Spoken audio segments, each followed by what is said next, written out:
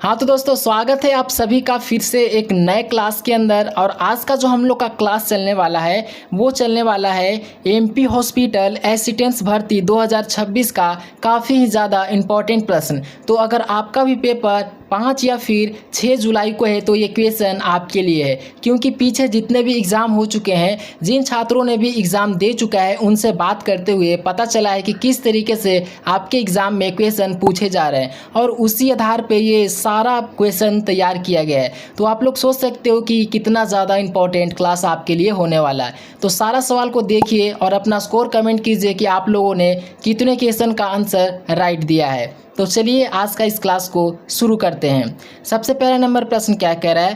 प्राथमिक चिकित्सा में गंभीर रक्तस्राव को रोकने के लिए सबसे प्रभावी और सबसे पहला तरीका क्या है?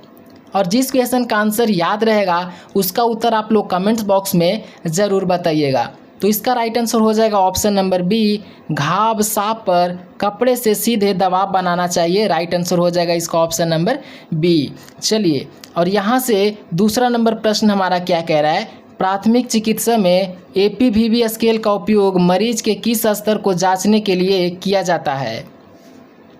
तो याद रखिए कि इसका right answer option number B हो जाएगा, मानसिक चेतना होश स्तर। राइट आंसर हो जाएगा इसका ऑप्शन नंबर बी। सवाल यहाँ से पूछ सकता है कि ब्लड प्रेशर को जांचने के लिए किस यंत्र का प्रयोग करते हैं? तो याद रखिए कि ब्लड प्रेशर को जांचने के लिए हम लोग स्फिग्मोमीटर का प्रयोग करते हैं। दूसरा प्रश्न आपसे पूछ सकता है कि सांस की गति को जाँच करने के लिए किस यंत्र का प्रयोग करते हैं? तो याद रखिए कि सांस की गति को जाँच करने के लिए हम लोग स्टेटोस्कोप का प्रयोग करते हैं। स्टेटोस्कोप का प्रयोग करते हैं सांस की गति को जांचने के लिए, तो इसको भी ध्यान में रखिएगा। तीसरा नंबर प्रश्न है, अस्पताल में उपयोग होने वाली नीले या बैगनी बैग में कचरा डिब्बे में मुख्य रूप से क्या डाला जाता है? बताना है कि अस्पताल में जो नीले बैग या फिर बैगनी रंग का जो कचरा वाला डिब्बा होता है, मुख्य रूप से उसमें क्या डाला जाता है? तो इसका right answer option number B हो जाएगा, कांच का कचरा या एम्पुलेस। राइट आंसर हो जाएगा इसका ऑप्शन नंबर बी। चौथा नंबर प्रश्न क्या कह रहा है? और यहाँ से प्रश्न आपसे पूछ सकता है। पहला सवाल पूछ सकता है कि पीला बैग में क्या रखा जाता है? तो याद रखना है कि पीला बैग में रखा जाता है इंसान का अंग रखा जाता है। ठीक है, ये ध्यान रखिए कि पीला बैग में इंसान का अंग रखा जाता है। दूसरा सवाल आपसे पूछ सकता है कि सफ़ेद बैग में क्या रखा जाता है? ये भी आपके लिए इम्पोर्टेंट है। सफ़ेद बैग में क्या रखा जाता है? तो आपको बताना है कि सफ़ेद बैग में सुई रखा जाता है और नीडल वगैरह रखा जाता है। सुइयाँ और नीडल रखा जाता है सफ़ेद बैग में। चलिए, चौथा नंबर प्रश्न है, यदि किसी व्यक्ति को सांप काट ले तो प्राथमिक उपचार के तहत सबसे पहले क्या करना चाहिए? सवाल क्या कह रहा है कि यदि किसी व्यक्ति को सांप काट ले तो प्राथमिक उपचार के तहत सबसे पहले क्या करना चाहिए? तो याद रखिएगा कि सबसे पहले प्रभावित अंग को बिल्कुल स्थिर रखना चाहिए और मरीज को शांत रखना चाहिए। राइट आंसर हो जाएगा इसका ऑप्शन नंबर बी।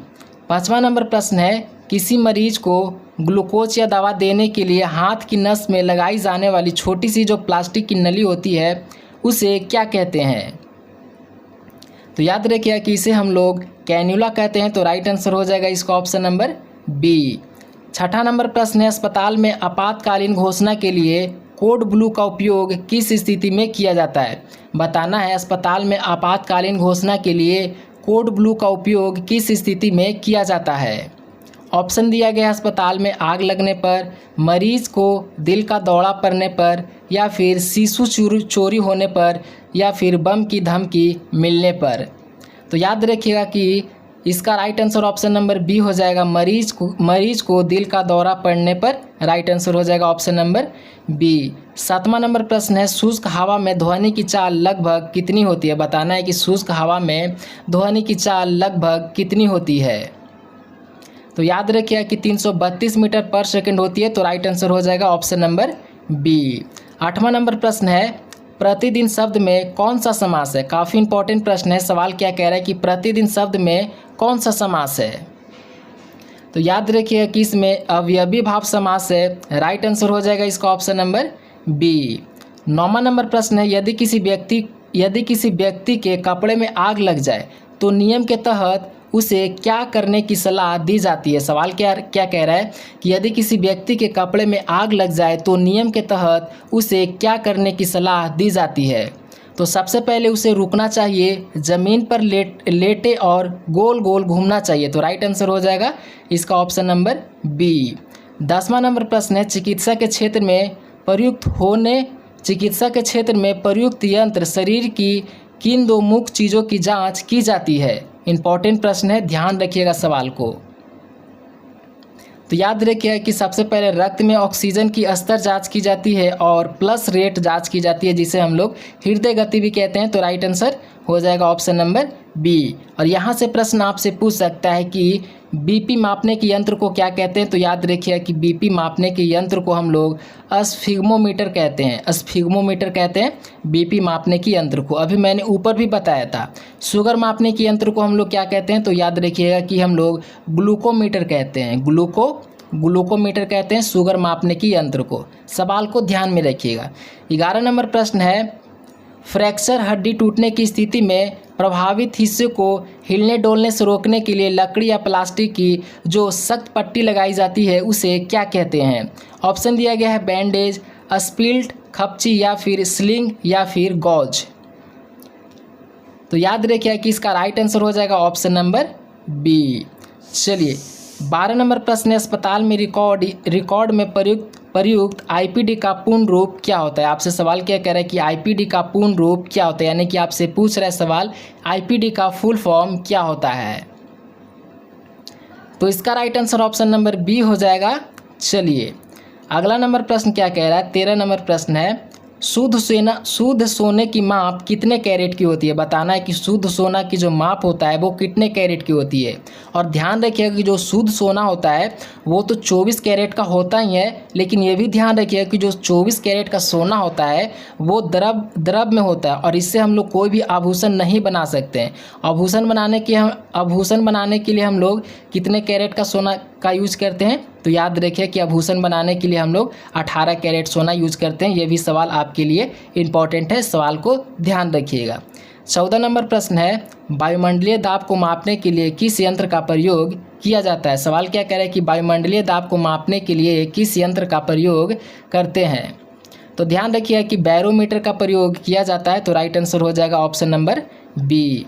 और यहाँ से पूछ सकता है कि दूध की घनत्व मापने के लिए किस यंत्र का प्रयोग करते हैं। तो याद रखिएगा कि दूध की घनत्व मापने के लिए हम लोग लैक्टोमीटर का प्रयोग करते हैं, दूध की घनत्व को मापने के लिए। सवाल इंपॉर्टेंट है, सवाल आपसे पूछ सकता है। 15 नंबर प्रश्न है, किसी विटामिन को सनशाइन विटामिन भी कहा जाता है। सवाल कह रहा है कि किस विटामिन को सनशाइन विटामिन भी कहा जाता है, क्योंकि यह सूरज की किरणें से शरीर में बनता है। तो बच्चा जानता होगा कि विटामिन डी को कहते हैं। तो राइट आंसर हो जाएगा ऑप्शन नंबर सी। सवाल यहाँ से पूछ सकता है कि विटामिन ए की कमी से कौन सा रोग होता है। तो याद रखिएगा कि रतौंधी होता है विटामिन ए की कमी से। चलिए 16 नंबर प्रश्न है, मानव शरीर में पिट्यूटरी ग्रंथि कहाँ स्थित होता है। सवाल कह रहा है कि मानव शरीर में पिट्यूटरी ग्रंथि कहाँ स्थित होता है। मोस्ट इंपॉर्टेंट प्रश्न है। तो ध्यान रखिए कि यह मस्तिष्क के आधार में स्थित होता है। तो राइट आंसर हो जाएगा इसका ऑप्शन नंबर बी। चलिए 17 नंबर प्रश्न है, बिजली के बल्ब का फिलामेंट किस धातु का बना होता है। सवाल क्या कह रहा है कि बिजली के बल्ब का फिलामेंट किस धातु का बना होता है। तो ये बना हुआ रहता है टंगस्टन का। राइट आंसर हो जाएगा इसका ऑप्शन नंबर बी। सवाल यहाँ से पूछ सकता है कि नाइक्रोम बनाने के लिए किस चीज़ का प्रयोग करते हैं। तो पहला तो हो जाएगा इस्त्री और दूसरा हीटर में भी हम लोग नाइक्रोम का प्रयोग करते हैं, प्लस इस्त्री में भी नाइक्रोम का ही प्रयोग करते हैं। चलिए 18 नंबर प्रश्न है, मध्य प्रदेश के किस जिले को सफ़ेद शेरों की भूमि कहा जाता है। मोस्ट इंपॉर्टेंट प्रश्न है। ऑप्शन दिया गया है शहडोल, रीवा, सीधी या फिर उमरिया। तो याद रखिए कि सफ़ेद शेरों का भूमि हम रीवा को कहते हैं। राइट आंसर हो जाएगा ऑप्शन नंबर बी। 19 नंबर प्रश्न है, देश का पहला इन्फैंट्री पैदल सेना म्यूजियम मध्य प्रदेश के किस शहर में जनता के लिए खोला गया है। मोस्ट इंपॉर्टेंट प्रश्न है। सवाल कह रहा है कि देश का पहला इन्फैंट्री पैदल सेना म्यूजियम मध्य प्रदेश के किस शहर में जनता के लिए खोला गया है। ऑप्शन है जबलपुर, ग्वालियर, मऊ, इंदौर या फिर भोपाल।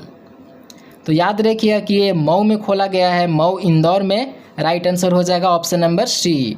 20 नंबर प्रश्न है, कर्क रेखा मध्य प्रदेश के कितने जिलों से होकर गुजरती है। सवाल कह रहा है कि कर्क रेखा मध्य प्रदेश के कितने जिलों से होकर गुजरती है। तो याद रखिए कि टोटल 14 जिलों से होकर गुजरती है। तो राइट आंसर हो जाएगा ऑप्शन नंबर बी। चलिए 21 नंबर प्रश्न क्या कह रहा है कि मध्य प्रदेश का कौन सा जिला तोरई और संतरा उत्पादन के कारण ऑरेंज सिटी के रूप में उभर रहा है। यह महाराष्ट्र की सीमा में लगा मुख्य संतरा उत्पादक है। ऑप्शन है बैतूल, छिंदवाड़ा, खंडवा या फिर खरगोन। तो याद रखिएगा कि इसका राइट आंसर हो जाएगा ऑप्शन नंबर बी। 22 नंबर प्रश्न है, मध्य प्रदेश के किस प्रसिद्ध ऐतिहासिक किले को किले का रत्न या फिर जिब्राल्टर ऑफ इंडिया कहा जाता है। काफ़ी इंपॉर्टेंट प्रश्न है। ऑप्शन दिया गया है असरगढ़ किला, बाढ़गढ़ जिला, ग्वालियर किला या फिर धार का किला। तो याद रखिए कि ग्वालियर का किला राइट आंसर हो जाएगा इसका ऑप्शन नंबर सी। सवाल यहाँ से पूछ सकता है कि असरगढ़ का किला कहाँ स्थित है। तो ये भी मध्य प्रदेश में ही स्थित है। तो इसको भी ध्यान रखिएगा, सवाल इम्पॉर्टेंट है। चलिए 23 नंबर प्रश्न है, मध्य प्रदेश की पहली महिला मुख्यमंत्री कौन थी। मोस्ट इंपॉर्टेंट प्रश्न है। सवाल पूछ रहा है कि मध्य प्रदेश की पहली महिला मुख्यमंत्री कौन थी। ऑप्शन है सरला ग्रेवाल, उमा भारती, जमुना देवी या फिर निर्मला बूच। तो याद रखिएगा कि इसका right answer option number B हो जाएगा, उमा भारती। चलिए 25 नंबर प्रश्न है, भिलार और पाटल्य किस मुख्य जनजाति का उपजातियों है जो मध्य प्रदेश में निवास करती है। काफ़ी इंपॉर्टेंट प्रश्न है। ऑप्शन है गोंड, भील, बैग या फिर सहरिया। राइट आंसर हो जाएगा ऑप्शन नंबर बी, भील। चलिए 25 नंबर प्रश्न क्या कह रहे हैं, मध्य प्रदेश में यहाँ पे नंबरिंग में मिस्टेक हो चुका है, नंबरिंग को ध्यान नहीं देना है। मध्य प्रदेश में सांची वन्य जीव अभयारण्य या प्रसिद्ध नौरदेही अभयारण्य क्षेत्रफल की दृष्टि से सबसे बड़ा है। यह किस जिले में स्थित है। ऑप्शन है सागर, दमोह, नरसिंहपुर या फिर रायसेन। तो ध्यान रखना है कि ये सागर जिले में स्थित है। तो राइट आंसर हो जाएगा इसका ऑप्शन नंबर ए। 25 नंबर प्रश्न है, सतपुरा की रानी के नाम से प्रसिद्ध पंचमढ़ी खोज किस ब्रिटिश अधिकारी ने की थी। इंपॉर्टेंट प्रश्न है, सवाल ध्यान में रखिएगा। तो इसका right answer option number B हो जाएगा, captain James Forsyth. Right answer हो जाएगा ऑप्शन नंबर बी। 26 नंबर प्रश्न है, मध्य प्रदेश के किस जिले में धान का कटोरा कहा जाता है। सवाल कह रहा है कि मध्य प्रदेश के किस जिले को धान का कटोरा कहा जाता है। काफ़ी इंपॉर्टेंट प्रश्न है। तो ध्यान रखिए कि धान का कटोरा हम बाल घाट को कहते हैं। तो राइट आंसर हो जाएगा ऑप्शन नंबर बी। 27 नंबर प्रश्न है, उज्जैन का प्रसिद्ध महाकालेश्वर मंदिर किस नदी के तट पे स्थित है। तो ध्यान रखिएगा कि ये श्रीपा नदी के तट पे स्थित है। राइट आंसर हो जाएगा इसका ऑप्शन नंबर सी। 28 नंबर प्रश्न है, मध्य प्रदेश में लाडो अभियान का संबंध किससे है। मोस्ट इंपॉर्टेंट प्रश्न है। सवाल कह रहा है कि मध्य प्रदेश में लाडो अभियान का संबंध किससे है। तो याद रखिएगा कि इसका संबंध बाल विवाह रोकने से है। तो राइट आंसर हो जाएगा इसका ऑप्शन नंबर बी। 29 नंबर प्रश्न है, मध्य प्रदेश के किस जिले में रामायण कला संग्रहालय स्थित है। बताना है कि मध्य प्रदेश के किस जिले में रामायण कला संग्रहालय स्थित है। ऑप्शन दिया गया है चित्रकूट, ओरछा, उज्जैन या फिर अयोध्या। तो ध्यान रखिएगा कि ये ओरछा निवारी जिले में स्थित है। तो राइट आंसर हो जाएगा ऑप्शन नंबर बी। 30 नंबर प्रश्न है, मध्य प्रदेश का राजकीय वृक्ष बरगद, इसे किस वर्ष राजकीय वृक्ष घोषित किया गया। सवाल आपसे यहाँ से सवाल बन रहा है। सबसे पहले सवाल याद रखिए कि मध्य प्रदेश का राजकीय वृक्ष कौन सा है। तो बरगद हो जाएगा। सवाल कह रहा है कि इसे किस वर्ष राजकीय वृक्ष घोषित किया गया था। ऑप्शन है 1975, 1981, 1956 या फिर 1991। तो याद रखिए कि 1981 में घोषित किया गया था। तो राइट आंसर हो जाएगा ऑप्शन नंबर बी। 31 नंबर प्रश्न है, तानसेन समारोह प्रतिवर्ष ग्वालियर में आयोजित होता है, इसकी शुरुआत किस वर्ष हुई थी। इंपॉर्टेंट प्रश्न है, सवाल ध्यान में रखिएगा। ऑप्शन दिया गया है 1950, 1980, 1990 या फिर 1972। तो इसका जो राइट आंसर होगा वो होगा ऑप्शन नंबर बी, 1980। चलिए 32 नंबर प्रश्न है, मनुष्य के शरीर में रक्तचाप को नियंत्रण करने वाली ग्रंथि कौन सी है? बताना है कि मनुष्य के शरीर में रक्तचाप को नियंत्रण करने वाली ग्रंथि कौन सी है? तो ध्यान रखिए कि एड्रिनल ग्रंथि हो जाएगा, जिसे हम लोग अधिवृक्क ग्रंथि भी कहते हैं। राइट आंसर हो जाएगा ऑप्शन नंबर बी।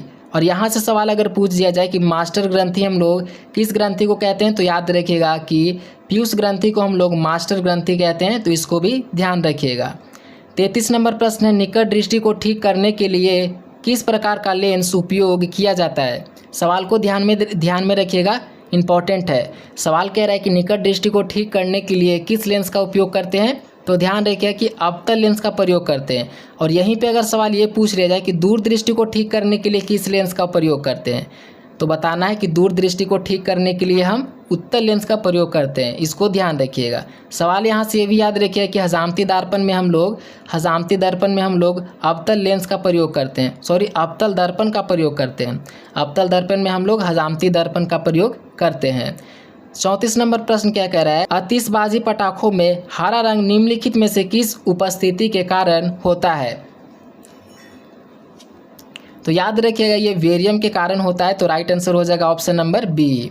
35 नंबर प्रश्न है, दूध की शुद्धता या उसमें पानी की मात्रा जांच करने के लिए किस उपकरण का प्रयोग किया जाता है? सवाल को समझिएगा, दूध की शुद्धता या फिर उसमें पानी है या फिर नहीं, इसकी जांच करने के लिए किस उपकरण का प्रयोग किया जाता है? तो याद रखिएगा कि लैक्टोमीटर का प्रयोग करते हैं। राइट आंसर हो जाएगा इसका ऑप्शन नंबर बी। सवाल यहाँ से पूछ सकता है कि तरल पदार्थ की घनत्व जाँचने के लिए किस यंत्र का प्रयोग करते हैं? सवाल पूछेगा कि तरल पदार्थ की घनत्व जांचने के लिए घनत्व को जांचने के लिए किस यंत्र का प्रयोग करते हैं? तो याद रखिएगा कि हाइड्रोमीटर का प्रयोग करते हैं। चलिए 36 नंबर प्रश्न है, जंग लगने पर लोहे की वजन पर क्या प्रभाव पड़ता है? सिंपल सा प्रश्न पूछ रहा है कि अगर कोई लोहे की सामान पे अगर जंग लग जाए तो जाहिर सी बात है उसका जो भार होता है वो बढ़ जाता है। राइट आंसर हो जाएगा इसका ऑप्शन नंबर बी।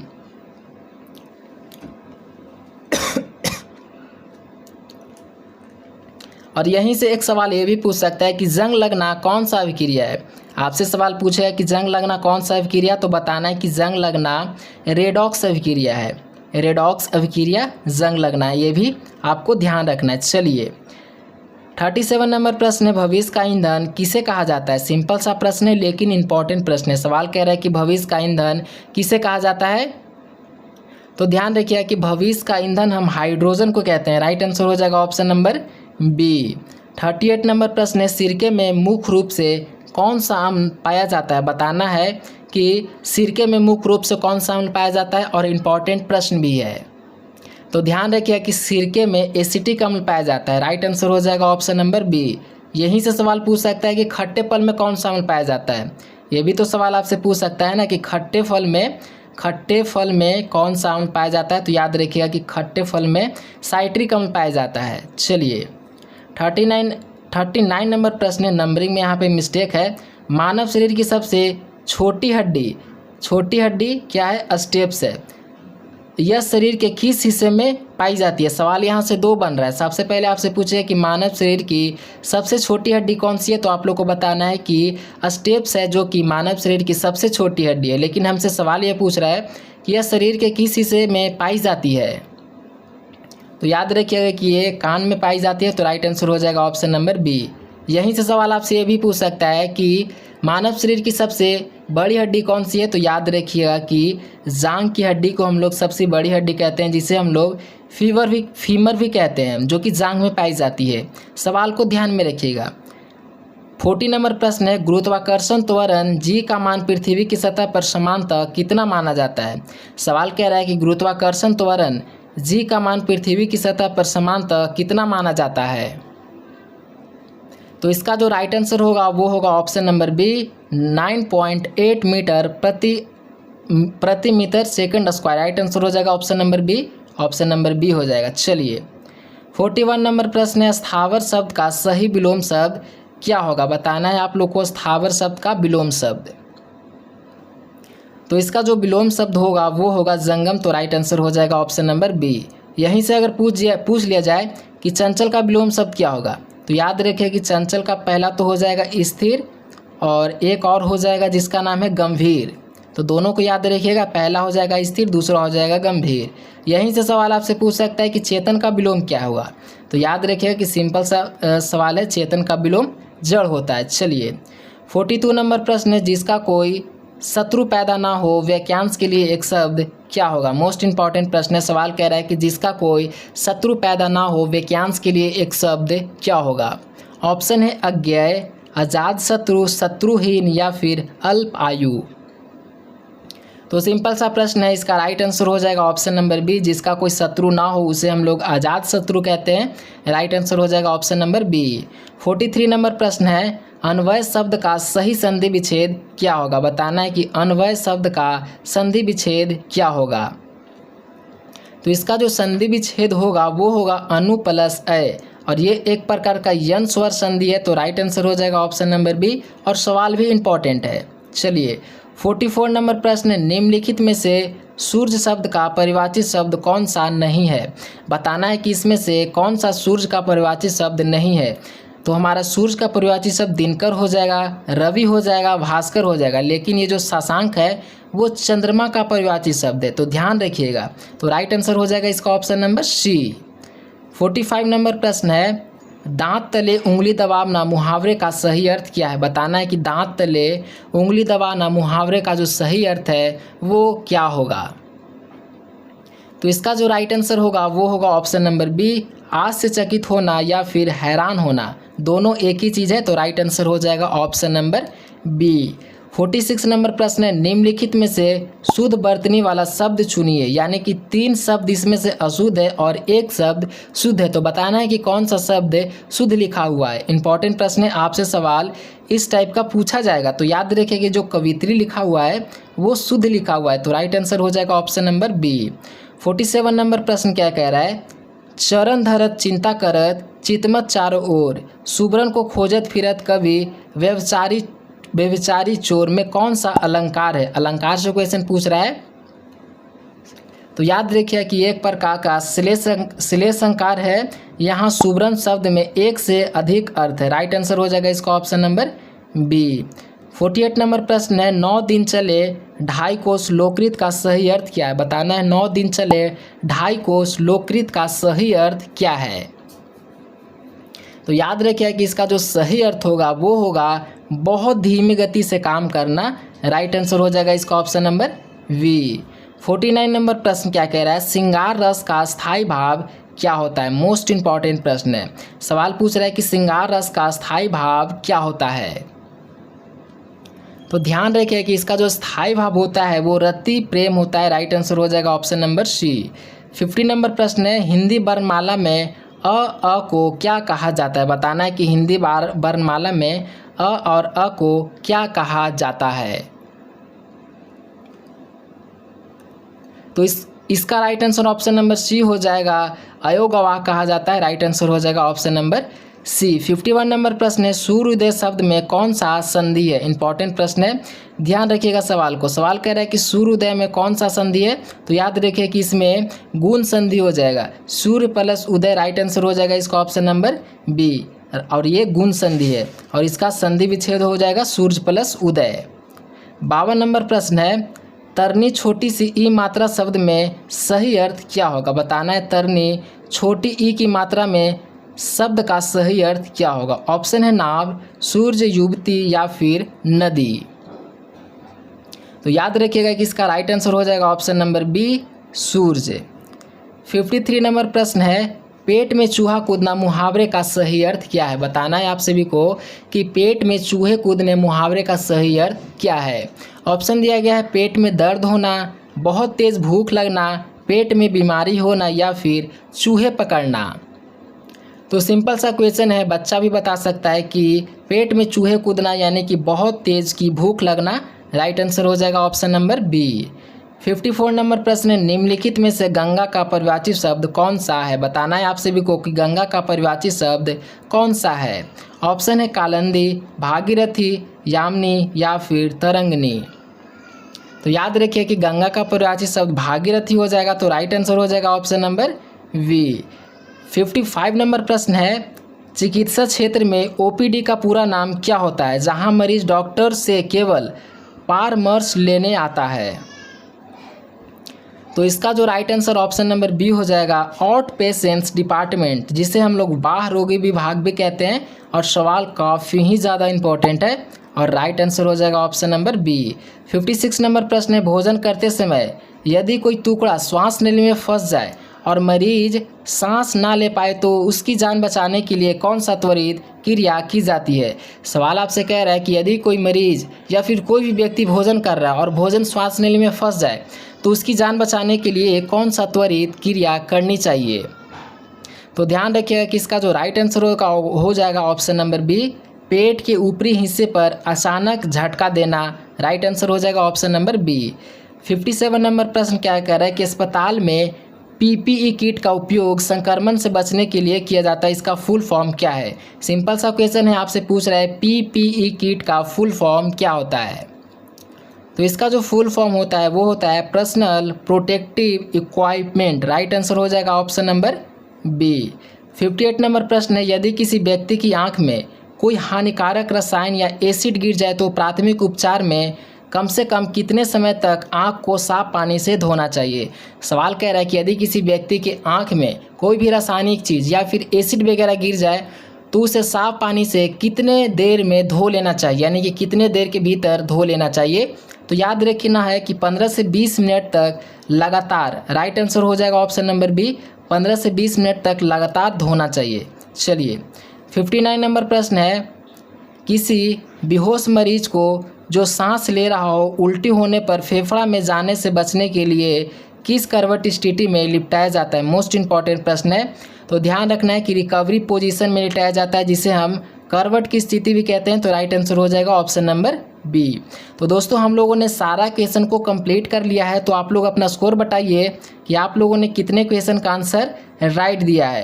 क्वेश्चन उस लेवल का था, अगर इसमें से आप लोग 30 से 35 सवाल भी सही करते हो तो समझ जाइए आपका तैयारी हो चुका है। तो अभी तक आप लोगों ने क्लास को लाइक नहीं किया तो क्लास को लाइक करके चैनल को सब्सक्राइब कर लीजिए।